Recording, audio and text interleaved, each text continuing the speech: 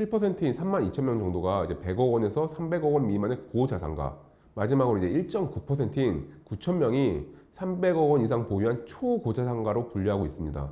우리가 흔히 나 100억 부자 될래 라고 하는 게 사실은 우리나라 전체 상위 0.06% 안에 드는 거거든요.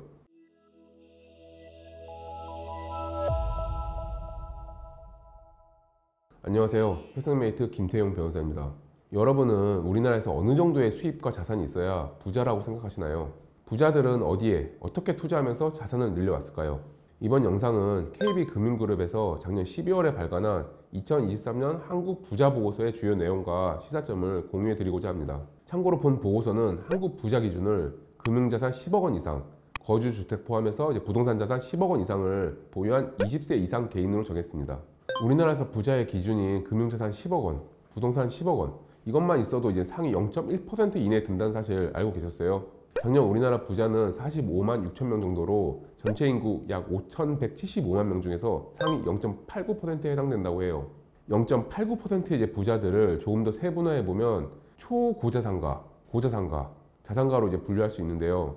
이 중 91%인 41만 6천 명이 금융자산 10억 원에서 100억 원 미만 보유한 자산가이고, 7%인 3만 2천 명 정도가 이제 100억 원에서 300억 원 미만의 고자산가, 마지막으로 이제 1.9%인 9천 명이 300억 원 이상 보유한 초고자산가로 분류하고 있습니다. 우리가 흔히 나 100억 부자 될래 라고 하는 게 사실은 우리나라 전체 상위 0.06% 안에 드는 거거든요.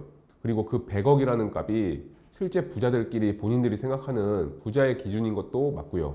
한편 이들 부자들이 보유한 자산 규모는 총 2,747조 원인데 이는 우리나라 전체 자산의 59% 수준이라고 합니다. 상위 0.089%가 대한민국 자산의 59%를 차지하고 있는 거거든요. 부의 쏠림이 상당하다고 볼 수 있습니다. 다음으로 부자들은 이제 어디에 주로 살까요?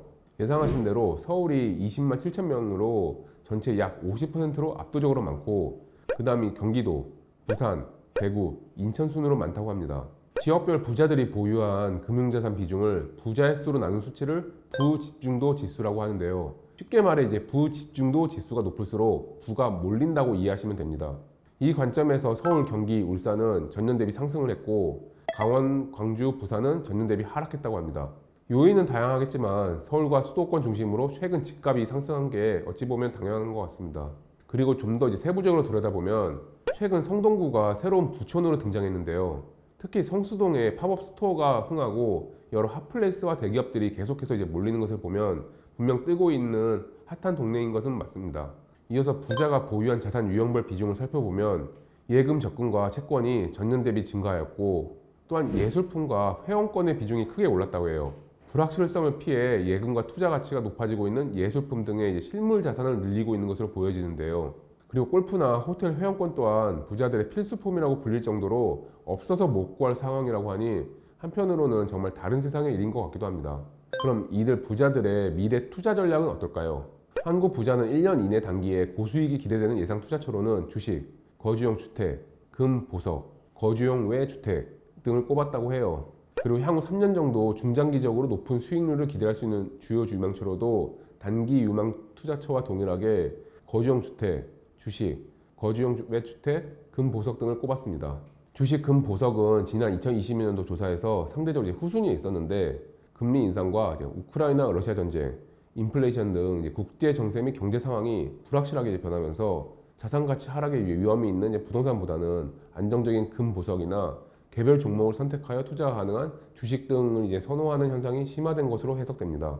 그리고 마지막으로 부자들은 어떻게 부를 계속해서 불려나갈까요? 이 부분을 가장 궁금해하실 것 같은데요. 한국 부자는 소득 잉여 자금, 부채 활용, 자산 배분 전략, 이 세 가지 성장 동력으로 부를 키우고 있고, 현재를 넘어서는 목표를 추구함으로써 더 열심히 자산을 불려나간다고 합니다. 첫 번째로 부자들의 연간 소득에서 지출을 제외한 투자 가능 자산, 즉 소득 잉여 자금이 연평균 8,825만 원이라고 해요. 보다 구체적으로 자산 규모별 연평균 소득 잉여 자금을 살펴보면 총 자산 50억 원 미만은 6,999만 원, 50에서 100억 원 미만은 1억 174만 원, 100억 원 이상은 9,931만 원으로 나타났습니다. 두 번째로 부자들은 소득과 함께 부채를 활용해서 적극적인 투자를 하고 있었습니다. 부채 규모 역시 총 자산이 많을수록 증가하는 경향을 보였습니다. 마지막으로 부자들은 이제 부동산 투자나 금융 투자의 자산 배분 전략을 통해 부를 불려나갔다고 합니다. 부자들은 전반적으로 금융 자산에 높은 비중을 배분하는 투자 전략을 보였는데요.